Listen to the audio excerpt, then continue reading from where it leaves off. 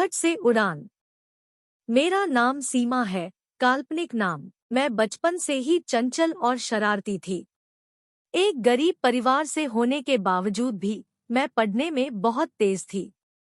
पिता शराब पीते थे और घर पर मारपीट गाली गलौज किया करते थे। यही सब हमने बचपन से देखा था। इसी तरह हमने इंटर पास किया। कई तरह के हमने सपने देखने शुरू कर दिए थे। घर के इतने बुरे हालत होने के कारण आगे की पढ़ाई मेरी रुक गई। घर के लड़ाई और झगड़ों से मैं परेशान हो चुकी थी। पड़ोस में रहने वाला एक सुनील नाम के लड़के से मेरी मुलाकात हुई और उससे प्यार हो गया। हम दोनों एक दूसरे से मिलने के नए नए बहाने ढूंढने लगे। मेरी जिंदगी कभी प्यार की परिभाषा भी नहीं जानती थी, लेकिन सुनील की मीठी और चुपड़ी बातों में आकर हमने हसीन दुनिया के सपने सच मानने लगे और रात में वह सपने मुझे सोने नहीं दे रहे थे। हम दोनों ने प्रेम विवाह करने के लिए अपने अपने घरों में बात की तो बहुत विरोध हुआ, लेकिन हम दोनों ने साथ जीने मरने की कस्में खाई थी। हम दोनों ने छुपकर विवाह कर लिया। विवाह के बाद दोनों परिवारों में तनाव बढ़ गया, लेकिन कानून के डर से सुनील के परिवार वालों ने मुझे अपना लिया। मैं ससुराल गई और कुछ समय हंसी खुशी से गुजरा। इसी दौरान मेरे 2 बच्चे हुए, जिसमें एक बेटा और एक बेटी थे। प्यार की कहानी असल जिंदगी में आई। सुनील रिक्शा चलाकर पैसे कमाता और उन सारे पैसे को शराब के नशे में उड़ा देता। कभी कभार 25-50 रुपए देता। सुनील का मुझे पैसे देना मेरे ससुराल वालों को बर्दाश्त नहीं हुआ और मुझे शारीरिक, मानसिक, आर्थिक रूप से प्रताड़ित करना शुरू कर दिया गया। कई दिनों तक भूखे रहना, खाना ना देना, बगैर खाना के सोने को मजबूर थी। कभी सिर्फ पानी पीकर सो जाते थे। यह सभी अत्याचार बढ़ते चले गए। दोनों परिवारों के मध्य तनाव परिस्थिति हो गई, लेकिन मायके पक्ष ने मेरा साथ देने से इनकार कर दिया। कहा कि तुमने जैसा प्रेम विवाह किया है वैसा ही भुगतो। मुझको सिर्फ आत्महत्या के अलावा कोई रास्ता नहीं नजर आ रहा था। मुझे लग रहा था कि इस दुनिया में मेरा कोई सुनने वाला नहीं है, इसलिए अब मैं बच्चों के साथ अपने आप को ही खत्म कर लूंगी। लेकिन बच्चों को देखकर मन बार बार बदल जाता था। सन 2006 की बात है। एक सामाजिक संस्था सखी केंद्र के बारे में मुझे एक फूल बेचने वाली महिला ने बताया। कहा कि सखी हेल्पलाइन से जो टीम आती है और वह न्याय दिलाती है, वहां पैसे भी नहीं खर्च होते हैं। उस महिला ने अपने केस का उदाहरण देते हुए कहा कि मैं 4 वर्ष पूर्व अपनी मदद लेने गई थी।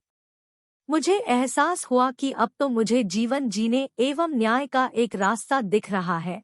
मेरी आंखों में चमक थी, मन में अनेकों सवाल थे, पर हिम्मत नहीं कर पा रही थी कि संस्था में फोन करके मदद ले सकूं। किसी तरह से हिम्मत जुटाकर घर के एक कोने में जाकर मैंने संस्था की इमरजेंसी हेल्पलाइन में फोन किया और रोते रोते संस्था को अपनी पूरी समस्या से अवगत कराया। तभी अचानक से मेरे सास और पति आ गए और मुझसे फोन छीन लिया। मैं बहुत डर गई। संस्था की टीम ने मेरी समस्या को गंभीरता से लेते हुए कुछ ही घंटों में मेरे मोहल्ले में आ गई। मोहल्ले के लोगों से पूछताछ करने के बाद उन्हें मेरे घर का पता चला। घर खुलवाने की कोशिश की गई, लेकिन ससुराल वालों ने घर अंदर से बंद कर रखा था। क्षेत्रीय लोगों की मदद से वहां पब्लिक मीटिंग गई और घर का दरवाजा खुलवाया गया। मेरे ससुराल वालों ने काफी कोशिश की कि संस्था के साथ ही वापस चले जाए। संस्था द्वारा काफी ढूंढने पर मैं और मेरे बच्चे, जो कि मार के डर से बाथरूम के अंदर छुपे मिले। काफी प्रयासों के बाद मुझे व मेरे बच्चों को निकाला गया और संस्था के शेल्टर होम में लेकर आया गया।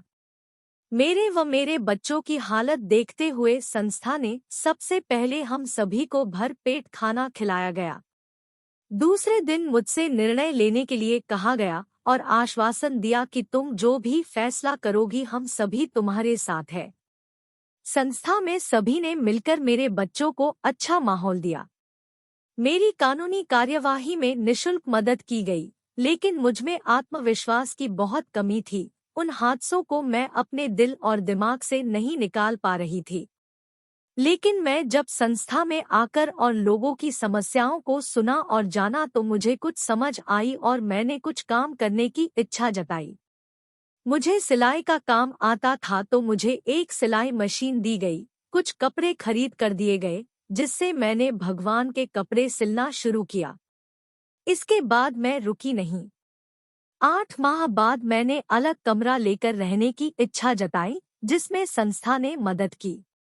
मैंने घरों में खाना बनाने का काम शुरू किया, लेकिन मुझे हर कदम पर अग्नि परीक्षा देनी पड़ी। गंदी मानसिकता के लोग मिले।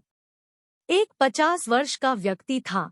वह खाना बनाने के बहाने मुझे रखा और कहा कि मैं तुम्हें मुंह मांगा पैसा दूंगा, बस मैं जैसा कहता हूँ वैसा करती रहना। मैंने अपनी स्थितियों से समझौता किया क्योंकि 2 बच्चों का सवाल था, लेकिन मैंने पूरा साहस रखा। जब मैं खाना बनाती और कमरे में खाना देने जाती तो वह आदमी छेड़छाड़ जैसी हरकतें करने लगता। जब मैंने विरोध किया तो उसने कहा कि मैंने तुम्हें बताया था कि मैं तुम्हें मुंह मांगा पैसा दूंगा और यह सब तो तुम्हें करना ही होगा। इस पर मैं अपना साहस दिखाते हुए और उसे धमकी देते हुए वहां से निकल आई। इस घटना की सूचना संस्था में दी और सखी केंद्र की मदद से कुछ दिन बाद मुझे एक ज्वेलर्स के शोरूम में कार्य मिल गया। वहां से मेरी जिंदगी में कुछ बदलाव आया। बच्चों का भी स्कूल में एडमिशन कराकर पढ़ाई शुरू कराई एवं संस्था द्वारा कानूनी लड़ाई जारी रखी। कुछ समय बाद मैं दिल्ली शिफ्ट हो गई। वहां पर एक व्यक्ति जो क्रिश्चियन था, उससे मैंने विवाह किया और वही कार्य करने लगी। एक बड़े संस्था से जुड़कर मैंने वह सब कुछ पाया जिसकी मैं हकदार थी। मेरे बच्चे आज दिल्ली के बड़े कॉलेज में पढ़ाई कर रहे हैं। मुझे जीवन जीने का रास्ता मिला। सखी केंद्र संस्था ने हमारी मदद नहीं की होती तो शायद मेरा जीवन नहीं होता।